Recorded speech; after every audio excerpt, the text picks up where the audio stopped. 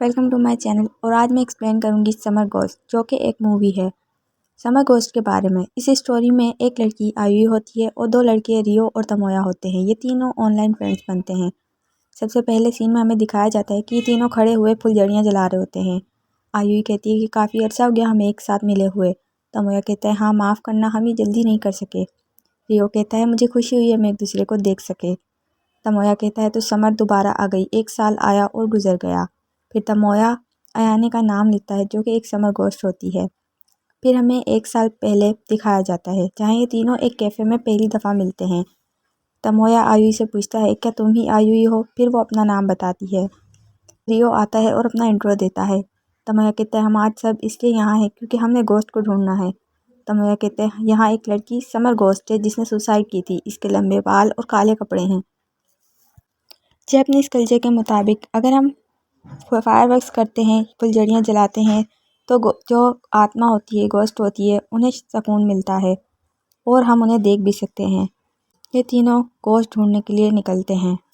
फिर एक सीन दिखाते हैं जिसमें तमोया का टीचर उसे रिजल्ट कार्ड देते हुए कहता है कि तुमने काफ़ी अच्छे मार्क्स लिए हैं। जहाँ दिखाया जाता है कि तमोया एक बहुत ही इंटेलिजेंट स्टूडेंट होता है और उसका टीचर उसे कहता है कि बाकी के स्टूडेंट्स को भी तुमसे कुछ सीखना चाहिए। कि तमोया को आर्ट्स और पेंटिंग में ज़्यादा इंटरेस्ट होता है। कि तमोया यही सब सोच रहा होता है। फिर वो लोग एक एयरपोर्ट पर पहुंच जाते हैं, जो कि अब बंद होता है। फिर वो फुलझड़ियाँ जलाने लगते हैं और फिर उन्हें फुलझड़ियाँ जलाते हुए शाम से रात हो जाती है और कोई घोस्ट नज़र नहीं आता। वो काफ़ी सारी फुलझड़ियाँ जला चुके होते हैं।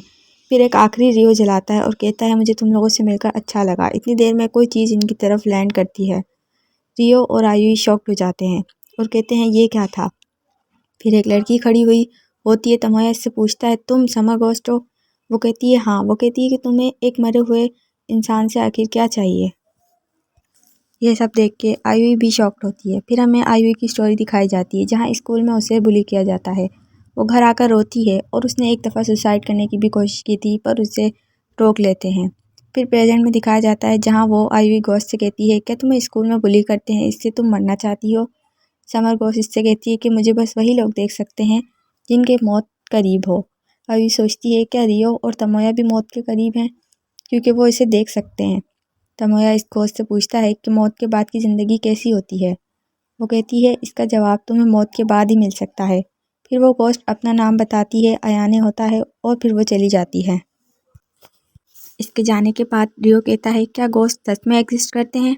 फिर हमें रियो की स्टोरी दिखाई जाती है, जिसके ब्रेन में कोई बीमारी होती है। डॉक्टर इसे कहता है कि तुम अपने पेरेंट्स को साथ क्यों नहीं लाए, जिस पर रियो कहता है कि रोने के लिए साथ नहीं लेकर आ सकता।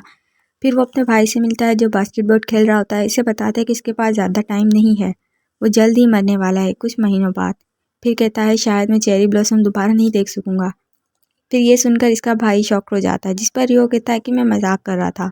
उसका भाई कहता है कि तुम इस तरह मुझे नहीं डराओ, तुमने मुझे परेशान ही कर दिया। तमोया अपनी पेंटिंग और आर्ट्स की दुनिया में खोया होता है कि इसकी मॉम इसे आवाज़ देती है। फिर वो इसे इसके रिज़ल्ट दिखाती है और वो उसके रिज़ल्ट से ज़्यादा खुश नहीं होती और वो इससे कहती है कि तुम इससे ज़्यादा बेहतर कर सकते हो। फिर अगले सीन में दिखाते हैं, जहाँ वो तीनों एक दूसरे से कांटेक्ट में होते हैं अपने ग्रुप में। तमोया इन्हें कॉल करता है। आयु कहती है कि मुझे यकीन नहीं आ रहा जो हमने देखा। तमोया कहता है मुझे घर जाना है, मैं फ़ोन रखता हूँ। पर वो घर जाने की जगह इस एयरपोर्ट पर आता है और फुलझड़ियाँ जलाता है। वहाँ अयाने आती है। अयाने उससे कहती है कि हमारी एक मुलाकात काफ़ी नहीं थी। फिर वो बैठ कर बातें करते हैं। अयाने से पूछती है तुम अभी तक ज़िंदा क्यों हो। तमोया कहता है कि तुम्हें मैं ज़िंदा लगता हूँ, मैं ऐसा फ़ील नहीं करता कि मैं ज़िंदा हूँ। अयाने कहती है ऐसा इसलिए क्योंकि तुम अंदर से मर चुके हो, जो कि अच्छा नहीं है। तमोया से बताता है कि इसने इसे आफ्टर लाइफ के बारे में जानना है, इसलिए वो इसलिए मिलने आया है, क्योंकि वो ज़िंदा नहीं रहना चाहता। वो कहता है कि अगर मैं घोस्ट बन जाऊँगा तो मेरी प्रॉब्लम सारी दूर हो जाएंगी। अयाने कहती है ये जानने का बस एक ही तरीका है, क्या तुम उड़ना चाहोगे। अयाने फिर तमोया का हाथ पकड़ती है और भागने लगती है। तमोया देखता है कि इसकी बॉडी एयरपोर्ट पर ही रह जाती है। वो कहती है तमोया से कि तुमने मेरा हाथ टाइट पकड़ना और हमें उड़ने लगते हैं। अयाने पूछती है कैसा लग रहा है, तुम्हारी बॉडी ग्राउंड पर है और तुम्हारी सोल उड़ रही है। तमोया को वो व्यू काफ़ी पसंद आता है। फिर वो एकदम से अयाने इसका हाथ छोड़ देती है और तमोया नीचे गिर जाता है। इसे लगता है कि अब वो मर ही जाएगा। फिर वो खुद को ज़मीन के नीचे पानी में देखता है। अयाने इससे कहती है उड़ना आसान है, बस तुम अपने दिल में देखो तुम कहाँ जाना चाहते हो, तुम वहाँ पहुँच जाओगे। तमोया वही करता है। फिर वो लोग एक आर्ट म्यूजियम में होते हैं। क्योंकि तमोया को पेंटिंग और आर्ट बहुत पसंद होता है। फिर वो दोनों एक दूसरे के साथ टाइम स्पेंड करते हैं और इन्जॉय करते हैं। फिर वो ऊपर जगह पर बैठकर चांद को देख रहे होते हैं। तमोया इससे पूछता है, तुमने सुसाइड क्यों की? जिस पर अयाने उसे कहती है कि उसने सुसाइड नहीं की बल्कि इसका कत्ल हुआ था। ये सुनकर तमोया शॉक्ड हो जाता है। अयाने से कहती है, मैं तुम्हें अपनी स्टोरी बताती हूँ। वो इसे अपने घर ले जाती है और कहती है, यहाँ अब मेरी मॉम अकेली रहती है। वो बताती है कि इसकी मॉम से इसकी छोटी सी बात पर लड़ाई हुई थी। इसी वजह से वो घर छोड़कर जाने लगती है और रोड क्रॉस करते वक्त उसका एक्सीडेंट हो जाता है। तमोया कहता है, क्या इसी वजह से? अयाने कहती है, नहीं, वो एक्सीडेंट से सिर्फ बेहोश हुई थी, लेकिन इसके कार के ड्राइवर ने सबूत मिटाने के लिए उसे ज़िंदा दफना दिया। शायद उसकी मॉम को लगता है कि वो अब भी ज़िंदा है। इसने अपनी बॉडी ढूंढने की बहुत कोशिश की पर वो इसे नहीं मिली। कहती है, पर अब मुझे समझ आ गया, अगर वो बॉडी ढूंढ भी ले तो वो सब कुछ पहले जैसा नहीं कर सकती। इसके बाद वो तमोया से कहती है कि उससे जलन महसूस हो रही है क्योंकि तमोया घूम सकता है, जी सकता है, प्यार कर सकता है और वो इन सब में से कुछ नहीं कर सकती। तमोया इससे कहता है कि वो घूम सकती है बिना पैसों के। ये सुनकर अयाने उससे कहती है कि -20 पॉइंट्स। तमोया हंसता है। फिर अयाने इससे पूछती है, क्या वो इसकी बॉडी ढूंढने में उसकी मदद करेगा? जिस पर तमोया कोई जवाब नहीं देता। अयाने सोचती है कि शायद इसने कुछ ज़्यादा मान लिया और वो कहती है कि अब उसे देर हो रही है और वो चली जाती है। तमोया अपनी बॉडी में वापस आ जाता है। नेक्स्ट डे तमोया इस आर्ट म्यूजियम में वापस जाता है जहाँ वो कल रात अयाने के साथ आता है। वो जब म्यूजियम से बाहर निकल रहा होता है तो इसकी माँ उसे पकड़ लेती है और अपनी गाड़ी में बैठने को कहती है। रास्ते में उसकी मॉम उसे कहती है कि तुम पढ़ाई में बिल्कुल भी ध्यान नहीं देते बल्कि तुम फालतू की जगहों पर घूमते फिरते हो। जिस पर तमोया गुस्सा हो जाता है और बीच ट्रैफिक में गाड़ी से निकलकर चला जाता है। फिर अगले सीन में तमोया अयाने के साथ एक पार्क में बैठा होता है और वो भी रात के वक्त में। हमें दिखाते हैं कि ये लोग काफ़ी दिनों से अयाने की बॉडी ढूंढ रहे हैं पर आज भी वो उसकी बॉडी नहीं ढूंढ सके। तमोया कहता है कि अब वो ज़्यादा दिन तक उसकी मदद नहीं कर सकता क्योंकि उसके एग्ज़ाम्स हो रहे हैं। जिस पर अयाने कहती है कि तुम्हें फ़िक्र करने की कोई ज़रूरत नहीं है।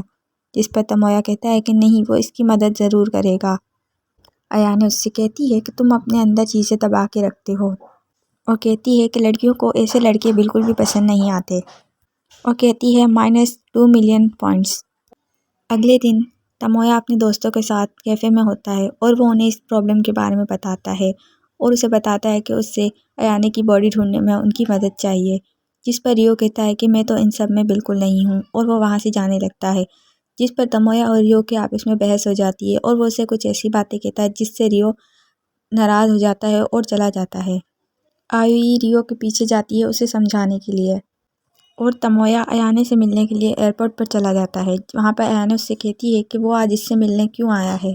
अयाने कहती है तमोया से कि तुम्हें अपने एग्ज़ाम की तरफ ध्यान देना चाहिए। तमोया कहता है कि कुछ भी हो जाए वो इसकी बॉडी ज़रूर ढूंढ कर रहेंगे। कि आयुई रियो के पीछे जाती है और वो एक ब्रिज पे जाकर अकेला बैठा हुआ रो रहा होता है और वो उसे बताता है कि उसके पास ज़्यादा टाइम नहीं है, उसके पास कुछ ही महीने हैं। आयुई भी उसे अपनी प्रॉब्लम बताती है। वो कहती है कि उसे स्कूल में इतना बुली किया जाता है कि अब उसे मौत आसान लगती है और वो कहती है लेकिन जब मैं रियो और तमोया और अयाने से मिली तो मुझे एक नई उम्मीद मिली। कहती है कि अब वो जब तक जिएगी एक नई उम्मीद के साथ जिएगी। तमोया की सारी फुलझड़ियाँ ख़त्म हो जाती हैं और वो अयाने को अकेला छोड़ने की वजह से अयाने अयाने चिल्ला रहा होता है। वहीं पर वो देखता है कि रियो और आयुई भी आ जाते हैं। रियो से कहता है कि वो इस तरह अयाने अयाने चिल्लाने से उसे नहीं ढूंढ सकता। तीनों मिलकर वो फुलझड़ियाँ जलाने लगते हैं और अयाने की मदद से वो तीनों अपनी बॉडी ग्राउंड पर छोड़कर हवा में आ जाते हैं। फिर वो चारों अयाने की बॉडी ढूंढने के लिए अलग अलग चारों रास्तों में निकल जाते हैं। अयाने तमोया से दिल से थैंक यू कहती है क्योंकि वो बिना किसी मतलब के उसकी मदद कर रहा होता है। वहीं पर आयुई और रियो आते हैं और बताते हैं कि उन्हें एक सूटकेस मिला है। उन्हें लगता है कि अयाने की बॉडी उसी में है। अयाने और तमोया भी वहाँ पर उनके साथ जाते हैं और वो उसे हाथ लगाकर देखती है। अयाने कहती है कि हाँ, ये उसी की बॉडी है और उसी वक्त रियो आयुई से कहता है कि हमें अपनी बॉडीज़ में वापस जाना चाहिए ताकि हम उसकी बॉडी को ज़मीन से निकाल सकें। रियो और आयुई अपनी ह्यूमन बॉडी में वापस आ जाते हैं। जाने से पहले तमोया अयाने से पूछता है क्या अब वो उसे दिखना बंद हो जाएगी।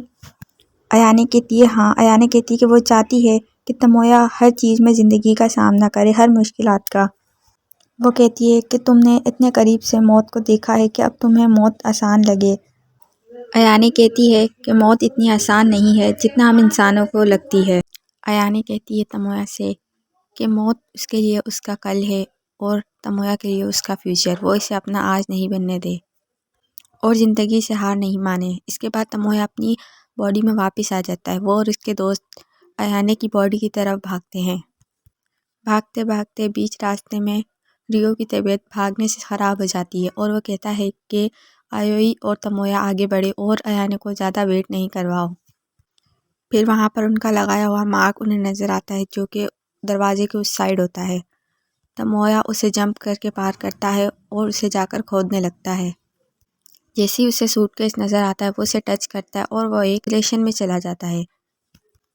उसकी जो सोल होती है वो उसकी बॉडी से बाहर आ जाती है। वो अपने सामने अयाने को देखता है। अयाने उससे कहती है कि जहाँ वो अभी है उसे ही मौत कहते हैं। यहाँ वो ये सब कर सकता है जो वो अपनी असल दुनिया में नहीं कर सकता।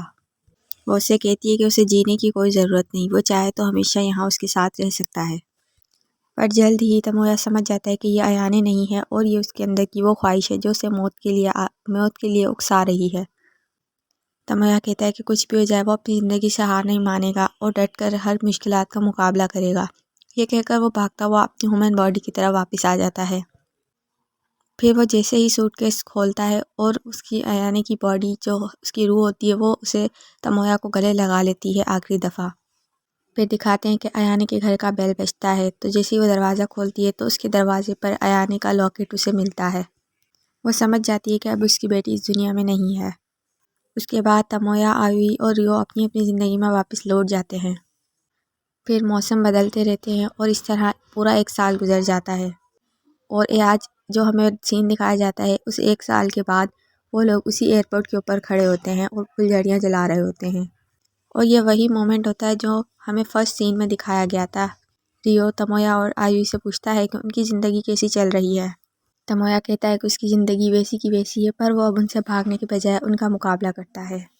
वो कहता है कि अब वो अपनी पढ़ाई के साथ अपनी पैशन को भी फॉलो कर रहा है और उसे समझ आ गया है कि हर चीज़ का एक एंड होता है। वो कहता है कि एक दिन उसे वो आज़ाद होगा और अपनी मर्ज़ी का मालिक बनेगा, उसे ये यकीन होता है। आयुई अपने ऊपर किए जाने वाली रैगिंग का सामना करती है और बल्कि चुप नहीं रहती, जवाब भी देती है। रियो कहता है कि वो इन दोनों के लिए खुश है और आज वो बहुत सारी तकलीफ़ों का सामना करते हुए इन दोनों से मिलने के लिए आया है। वो कहता है कि उसे पूरा यकीन था कि वो ज़िंदा रहेगा और अपनी इस बीमारी से लड़ेगा। हमें पता चलता है कि इस साल समर घोस्ट रियो है। आयुई रियो के लिए बहुत रोती है तो रियो कहता है कि तुम ऐसे इंसान के लिए नहीं रो जो जिसकी मौत कई महीने पहले ही हो चुकी है। रियो कहता है कि वो खुश है कि वो हर समर उन दोनों से मिल सकता है। वो उन्हें कहता है कि मौत के बाद कुछ अच्छा होगा, ये सोचकर वो अपनी ज़िंदगी को ख़राब ना करे बल्कि उसे शान से गुजारे। उसके बाद ये मूवी ख़त्म हो जाती है कि ज़िंदगी में हर किसी की ज़िंदगी में मुश्किलें होती हैं। अभी हमारे ऊपर होता है कि हम उसका मुकाबला करें या फिर रो रो कर अपनी ज़िंदगी गुजारें।